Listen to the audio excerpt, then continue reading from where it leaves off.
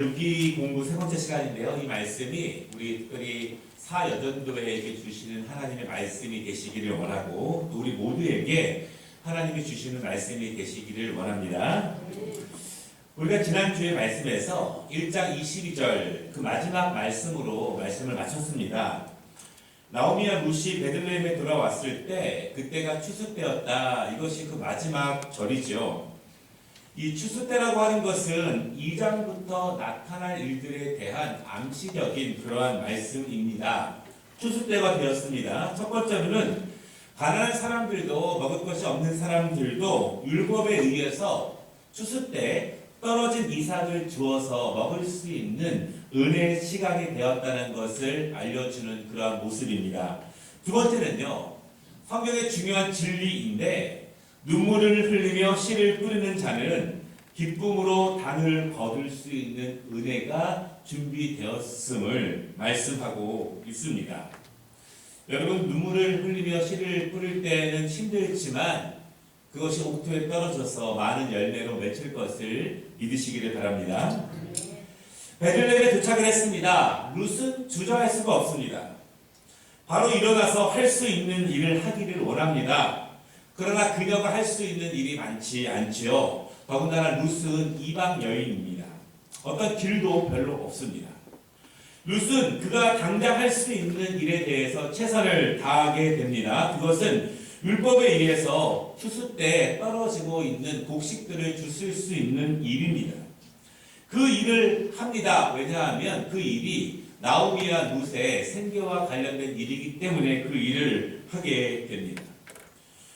우리가 함께 읽은 말씀을 보면요, 룻은 이 일에 대해서 어머니 나오미에게 허락을 구합니다. 왜냐하면 여러분, 과거 베들레헴에 살 때 나오미의 이름처럼 아름답고 사랑받던 나오미가 이제는 그 고난 때문에, 어려움 때문에 다시 고향 땅에서 곡식을 줍는 그 모습을 보이지 않기 위한 그 며느리의 수고가, 배려가 그 안에 있습니다.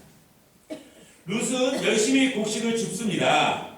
3절 말씀을 보면은요, 룻은 자신에게 주어진 시간 동안 최선을 다해서 곡식을 줍는 모습을 우리가 보게 됩니다. 그런데 여러분, 성경을 보면은요, 룻이 곡식을 줍다가 우연히, 3절에 우연히 나오미의 남편이었던 엘리멜렉의 친족인 보아스의 밭까지 룻이 이르게 되었다. 그렇게 말씀하고 있습니다. 룻은 의도하지 않았습니다. 어떤 목적을 가지고 거기까지 간 것이 아니죠. 더군다나 룻은 누가 시아버지의 친척인지도 모릅니다. 룻은 다만 곡식을 열심히 줍다 보니 그 밭까지 이르게 됩니다. 여러분, 우리는 고백합니다. 우리의 신앙 고백에 성경에는 우연이 없습니다. 하나님의 인도하심이 있을 뿐입니다. 우리는 최선을 다합니다. 그리고 이리저리 옮겨가면서 열심히 일을 합니다. 우리의 생각에는 우연하게 다다른 곳에 하나님의 일을 우리가 만나는데요, 그것은 사실은 우연이 아닙니다. 나는 성실하게 최선을 다해서 열심히 그 일을 하는데 그 일을 하다 보니 그 길 끝에서 우리를 기다리시는 하나님의 은총을 우리가 만날 수 있습니다. 어떤 목적 없이, 어떤 의도 없이 그저 순종하며 충성하며 감당했는데 그 끝에 하나님의 자비와 하나님의 은혜가 기다리고 있는 것을 우리는 보게 됩니다.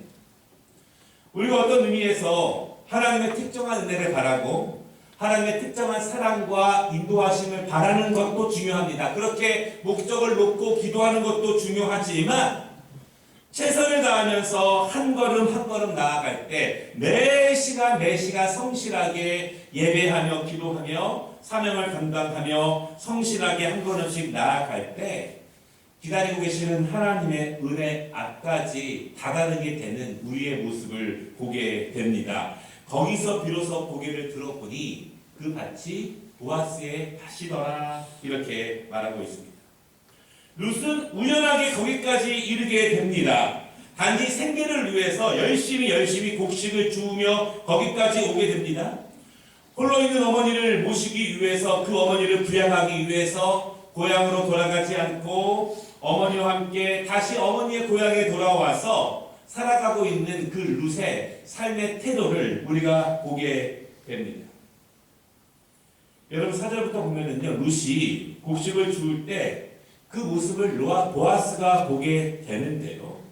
그리고 처음 본 그 이방 여인에 대해서 보아스가 종들에게 묻는 장면이 있습니다. 그리고 6절과 7절에 보면은 종들이 룻에 대해서 평가하고 그것을 보아스에게 말하는 장면이 있습니다. 룻이 얼마나 치열하게 그 삶을 살아가는가, 룻이 얼마나 성실하게 그 삶 가운데 있는가를 보게 하는 그런 대목이죠. 첫 번째로 6절과 7절 가운데 보면은요, 룻의 예의 있는 모습을 보게 됩니다. 여러분, 처절하고 힘들고 가장 극심한 연약함의 순간에도 예의를 지키고 예의를 다하는 것은 쉬운 일이 아닙니다.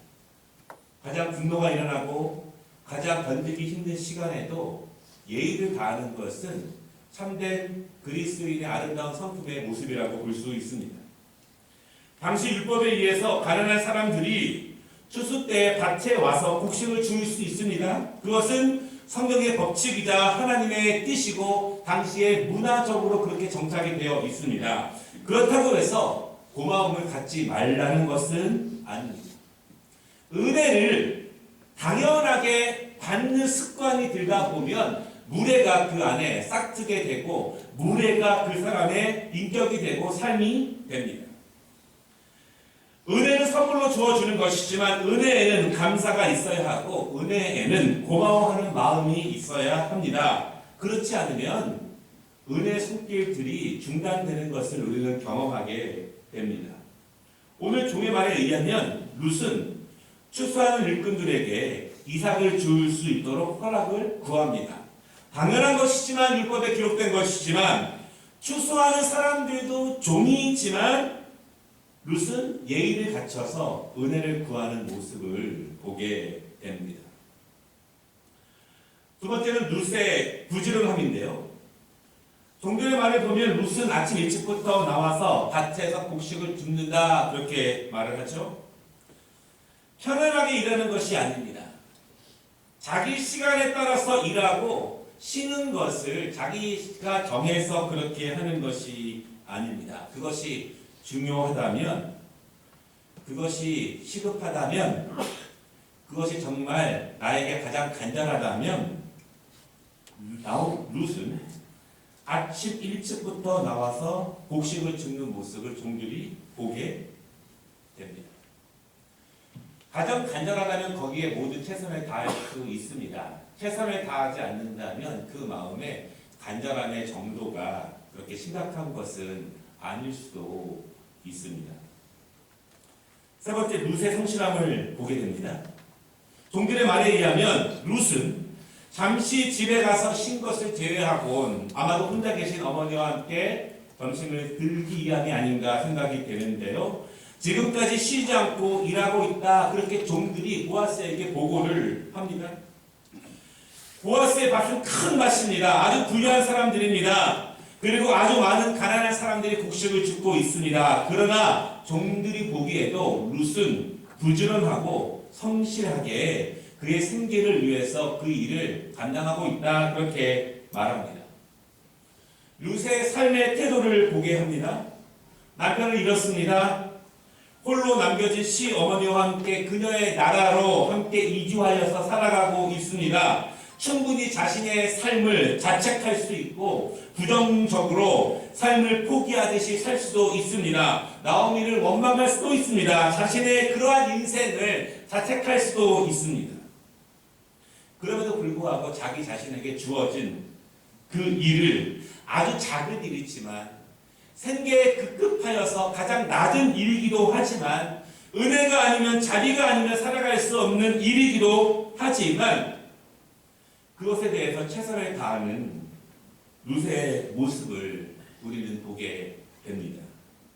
여러분, 어떤 젊은이들이 멋있습니까? 사실은 여유 있는 것도 좋지만 부족하고 어려운 환경 가운데서도 자신의 꿈을 가지고 그 척박한 환경에 맞서서 도전하고 최선을 다하는 모습들이 참으로 아름답지 않습니까? 주님 보시기에도 마찬가지입니다. 그리고 그런 모습을 종들이 보았습니다. 그리고 보아스가 저 여인 누구이냐라고 물어봤을 때 종들은 수많은 곡식을 줍는 사람들 가운데서 자신들이 본 것을 그렇게 보고하게 됩니다. 루키의 중요한 주제가 헤세드 이렇게 말씀을 드렸지요. 나오미는 그녀가 받은 하나님의 성품 그 헤세드를 이방 며느들에게 베풀게 되고 또 룻은 그것을 배워서 그 어머니를 헤세드로 베풀게 됩니다. 홀로 남은 어머니를 그냥 두지 않는 것이죠. 여러분 헤세드의 은혜는 사그러들지 않습니다. 하나님의 성품이 베풀어질 때 그것은 계속해서 이어지게 됩니다. 그리고 룻은 나오미는 하나님의 사람 보아스를 우연하게 만나게 되고 그리고 보아스를 통해서 룻은 헤세드의 은혜를 받게 됩니다. 보아스가 룻을 배려하는 모습이 나옵니다. 그에게 헤세드의 은혜를 베푸는 모습이 8절과 9절에 있는데요. 뭐라고 말하는 첫째는요. 이삭을 주우러 여러 밭을 다니지 말고 여기서 계속 주우라 그렇게 말합니다. 이 룻의 수고를 덜어줍니다. 그러나 보아스가 아무에게나 그 수고를 덜어주는 것이 아닙니다. 6절과 7절에 있는 보아스의 그 모습을 모두 다 종들로부터 들은 후에 그러한 은혜를 주게 되죠. 두 번째는요. 추수하고 있는 밭을 보면서 추수하고 있는 그 밭을 따라가라 그렇게 말합니다. 추수하면서 떨어지는 곡식을 바로바로 주울 수 있도록 배려하는 거예요. 그리고 다른 곡식을 줍는 소녀들과 함께 그 일을 하면서 외롭지 않도록 배려합니다. 세 번째는요. 추수하고 있는 일꾼들이 룻을 제재하거나 막지 못하게 합니다. 사실은 여기에는 많은 뜻들이 있는데요. 여러분 당시 역사를 보면 율법에 의해서 추수 때 이삭을 줍는 사람들이 많았지만 모두 다 그 말씀을 따랐겠습니까? 이삭 한 알까지도 다 가져가려고 하는 주인들도 많이 있었고요. 서로 좋은 밭에 가서 곡식을 주워가려고 싸우는 가난한 사람들도 많이 있었고요. 가난한 사람들이 멀리까지 가서 곡식을 주우려고 할 때 그들을 해하려고 하는 나쁜 종들도 많이 있었다고 합니다. 그래서 오늘 보아스가 말하기를 추수하는 일꾼들이 룻을 제재하거나 건드리지 못하도록 보아스가 막아주는 모습을 보게 됩니다. 네 번째는요. 목이 마르다면 일꾼들을 위해서 준비한 그 물을 마시도록 그렇게 합니다. 보아스가 룻에게 그러한 은혜를 베풀어 줍니다. 그 주인에게는 아무렇지도 않은 일이 아닐 수 있지만 보아스는 하나님의 헤세드를 그녀에게 베풀어 주는 것이죠. 그리고 오늘 결정적으로 16절 말씀을 보면 일부러 곡식 다발을 조금씩 뽑아버려서 룻이 많이 주울 수 있도록 돕는 모습도 보게 됩니다. 아무나에게 괜히 그렇게 은혜를 베풀지는 않습니다. 그러면 보아스가 룻을 이렇게 배려하며 룻에게 이 은혜를 주는 이유가 무엇일까? 보아스는 무엇을 들었고 무엇을 보았기에 그 헤세드의 은혜를 룻에게 베푸는가? 오늘 13절부터 11절부터 13절 말씀에 있는데요. 이렇게 말합니다. 첫 번째로요. 룻이 어떤 이유로 여기까지 왔으며 여기서 왜 곡식 줍는 일을 하게 되었는지를 보아스가 듣게 되었다. 그렇게 말합니다. 나오미가 돌아왔을 때 놀란 고향 사람들 그들을 통해서 모든 이야기를 듣게 됩니다. 보아스가 듣게 됩니다. 그리고 보아스는 그런 룻을 칭찬하고 격려합니다. 비록 이방 여인이지만 남편이 죽은 후에 시어머니를 모시고 다시 돌아오는 것은 쉬운 결정이 아니기 때문에 그렇습니다. 여러분 중요한 것은요. 믿음에 의한 선한 일들은 시간의 차이는 있지만 반드시 알려지게 되고 반드시 소문난다는 것을 여러분 믿으시기를 바랍니다. 소문이 납니다. 앞에서는 이야기 안 할 수 있어요. 뒤로는 이야기합니다.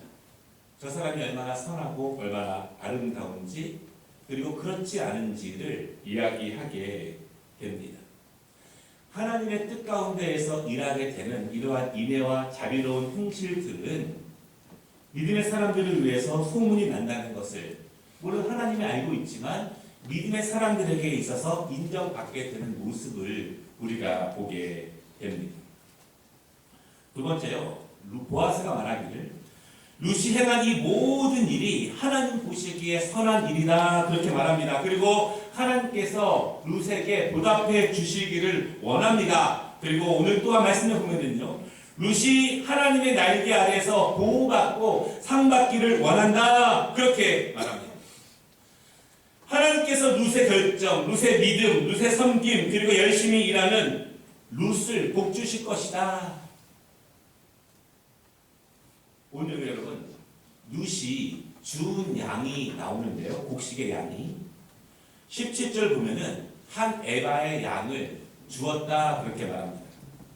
측량법이 좀 정확하지 않을 수 있어요. 과거의 일이기 때문에. 그러나 학자들이 말하기를 두 여인이 5일에서 7일 정도는 충분히 먹을 수 있는 양을 하루에 줍게 됩니다.